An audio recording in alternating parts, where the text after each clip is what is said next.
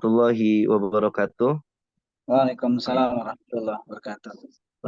Selamat sore dan semoga kita di hari yang ke-27 ini terus mengamalkan spirit puasa dan syukur-syukur kalau merujuk ke tulisan Lailatul Qadar versi perennialnya Pak Subhi ini yang paling benar adalah orang-orang yang mendapatkan Lailatul Qadar itu singkatnya terinstal semangat Ramadannya sehingga pasca Ramadan juga seperti seolah-olah berada di Ramadan gitu, kurang lebih seperti itu. Mau tanggal 27, 21, 23, 25 atau 29, maka yang bisa dijadikan indikator adalah after effect-nya gitu. Setelah dari Ramadan itu apakah kita masih bisa istiqomah atau tidak, apakah banyak perubahan atau tidak, ataukah sudah berjalan ke arah yang lebih baik atau tidak. Maka hal ini sebetulnya yang menarik ingin saya angkat dari living philosophy itu karena waktu itu ngobrol sama Pak Sufi tentang living philosophy di ruangan beliau, dan itu sebetulnya juga searah dengan kajian Quran yang terbaru kan Pak, yang kekinian itu ada namanya living Quran, ada living Quran dan living sunnah, ternyata ada juga living philosophy gitu. Nah baik, mungkin untuk mempersingkat waktu, insya Allah kurang lebih nanti jam 17.00 juga kita tutup gitu Pak, jadi jarang juga yang ada bertanya, mungkin sisa spare waktu sampai 40 atau 45 untuk ruang tanya jawab. Nanti kalau misalkan tidak ada yang bertanya bisa langsung ditutup. Ya, baik. Ya, baik. Terima kasih Ustadz Rizky. Bismillahirrahmanirrahim. Assalamualaikum warahmatullahi wabarakatuh. Waalaikumsalam warahmatullahi wabarakatuh. Alhamdulillahirabbil alamin. Wassalatu wassalamu ala asyrafil anbiya'il mursalin wa ala alihi wa sahbihi ajma'in. Alhamdulillah pada sore hari ini kita diberikan anugerah yang sangat indah, yang sangat luar biasa oleh Allah, yaitu anugerah hidup ya. Saya barusan mensolatkan tetangga, sholat jenazah ya. Jadi setiap kita pada dasarnya mendapatkan anugerah, yaitu hidup ini ya. Jadi hidup saja itu sudah merupakan anugerah, nikmat yang tak terhitung ya. Jadi kalau dalam Quran itu kita dipastikan oleh Allah, wa in ta'uddu nikmatallahi la tuhsuha itu ya. Jadi banyak sekali itu nikmat yang telah diberikan oleh Allah itu. Saya bisa bicara seperti ini adalah nikmat. Saya bisa melihat ini adalah nikmat. Saya bisa mengedip, ini nikmat juga ya. Bayangkan kalau rekan-rekan nggak bisa ngedip ya. Nggak usahlah sehari gitu ya. 2 jam, 3 jam nggak bisa ngedip, itu kayaknya kita tersiksa ya. Mata perih gitu, sakit. Bayangkan juga kita sekarang, saya bisa menggelengkan kepala begini juga nikmat ini ternyata. Kalau kita kalau bangun tidur itu kan ada kadang istilah salah bantal gitu ya. Mungkin kan tahu ya. Itu kan kalau menggeleng ke kanan ke kiri itu kan sakit ya.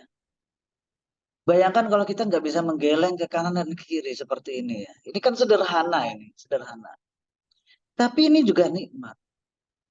Belum lagi tangan kita misalnya ya. Ini bisa menggenggam. Bayangkan kalau nggak bisa genggam ya. Kita mau buka puasa itu gimana caranya itu ya. Ngambil makanan itu kan. Susah banget. Jadi semuanya ini kita tenggelam dalam nikmat Allah sebenarnya.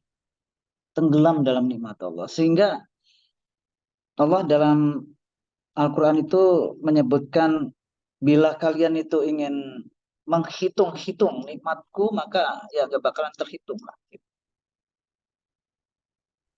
Nah, menghitung saja nggak bisa kita secara sempurna menghitung nikmat Allah, apalagi membalasnya. Itu lebih inilah. Karena itu kalau ada pertanyaan,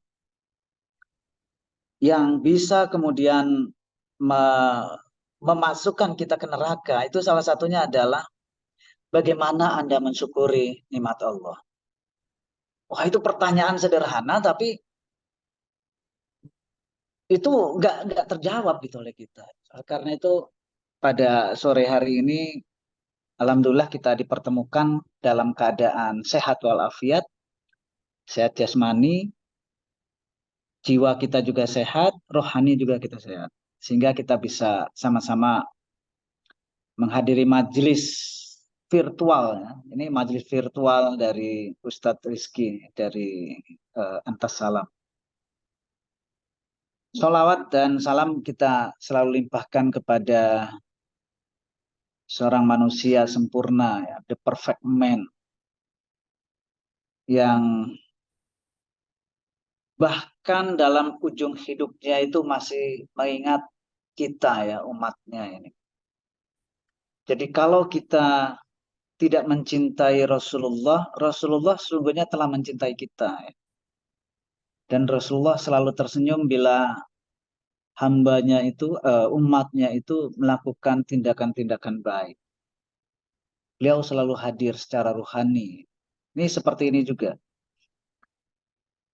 Ketika kita bikin kajian seperti ini ya, Ustaz Rizky ya. Ini Rasulullah senang sekali ini. Senang. Oleh karena itu kita selalu berharap Rasulullah selalu hadir ketika kita membacakan sholawat, ketika kita mengingat beliau ya. Sehingga kita layak untuk diberikan syafaat nanti. Baik, ada beberapa hal yang ingin saya sampaikan pada kesempatan ini ya. Yang pertama, saya ingin menyapa ke teman-teman, rekan-rekan di sini. Semoga selalu dalam keadaan sehat walafiat dalam menjalankan ibadah puasa ya. Kita sudah masuk di hari ke-27. Biasanya 10 hari terakhir itu adalah momen-momen penting ya, karena diyakini ada Lailatul Qadar. Nanti kalau Ustadz Rizky tadi menyebut versi Lailatul Qadar dari tinjauan filsafat, nah itu sebenarnya menarik gitu ya kalau dikaji juga. Baik, rekan-rekan sekalian, tema pada sore hari ini adalah puasa sebagai living philosophy.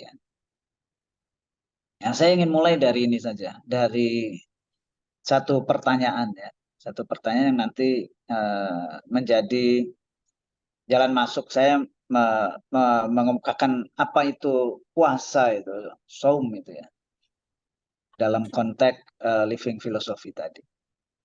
Jadi kalau kita pernah ke kebun binatang, nah, kalau di Jakarta ini kebun binatangnya itu di Ragunan. Mungkin rekan-rekan pernah ya, sekali, 2 kali gitu ya. Bahkan ada juga yang rutin ke kebun binatang atau ke taman safari gitu ya, melihat-lihat binatang. Nah, kalau kita melihat-lihat binatang, perhatikan mereka tuh ya, hidupnya itu. Terbersit satu pertanyaan ya. Binatang apa di antara yang ada, katakanlah di dunia ini atau di kebun binatang itu, yang paling berbahaya, yang paling sadis, paling kejam, dan paling rakus? Nah, coba kalau kita renungkan ya, perhatikan gitu ya, di kebun binatang.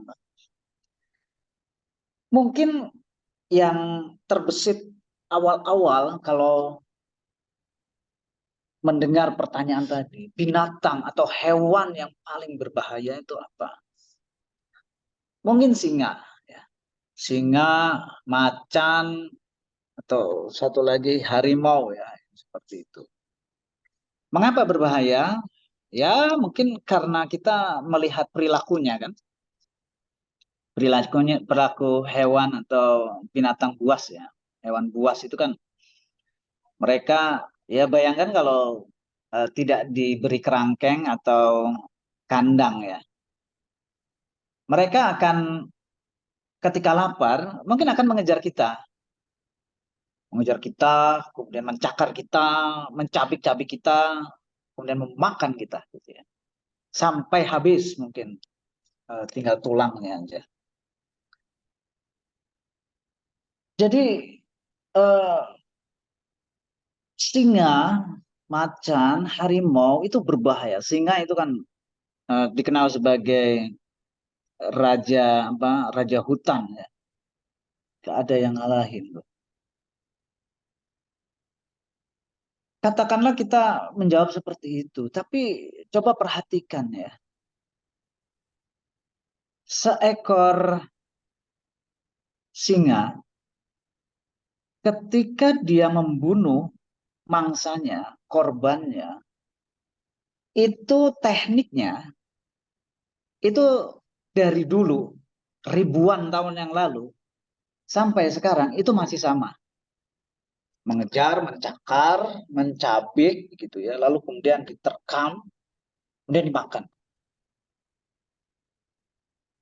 Tekniknya itu cuma satu ya, seperti itu.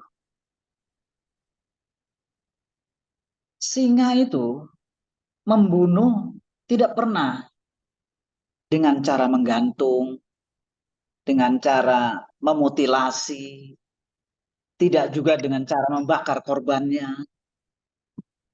Enggak, dia cuma satu. Tidak punya variasi membunuh.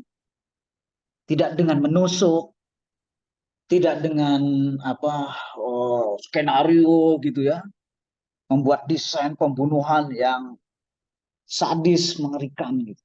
Nggak pernah bikin kayak gitu. Mereka lapar, mereka mencari korban, mereka kejar, mereka cabik dan dimakan. Caranya itu cuma satu. Dan juga cara memakannya itu juga sama ya dari dulu gitu. Digigit, lalu kemudian dicabik, dagingnya dikunyah, lalu kemudian ditelan. Nggak ada gitu ya. Seekor singa ketika makan korbannya itu, wah kita sate aja nih, ini mangsa kita gitu ya, sate manusia gitu kan, atau dibikin soto, atau dibikin manusia bakar gitu ya, kalau mangsanya adalah manusia. Itu nggak pernah tuh. Mereka secara konvensional ya, dari ribuan tahun yang lalu sampai dengan sekarang, cara membunuhnya juga sama, satu teknik. Kemudian yang kedua, cara memakannya juga sama. Dengan cara mencabik, mengunyah, kemudian ditelan. Nggak dimasak dulu kan. Nah, jadi sebenarnya apakah betul hewan yang paling berbahaya itu adalah singa? Atau kita bisa cari lagi ya. Misalnya ular ya, ular berbisa. Ular berbisa itu cara membunuhnya kan sama. Dipatuk, lalu kemudian bisanya masuk ke tubuh korban, lalu kemudian beberapa jam kemudian atau 1 hari kemudian korbannya meninggal. Caranya seperti itu. Dan kalau dimakan juga, gitu ya, itu juga sama, gitu ya. Langsung ditelan aja, gitu kan. Nggak dipotong-potong, nggak dibuat tadi itu, nggak dibuat gulai, gitu ya. Nggak. Mereka itu seperti itu ya. Hewan-hewan itu perilakunya seperti itu.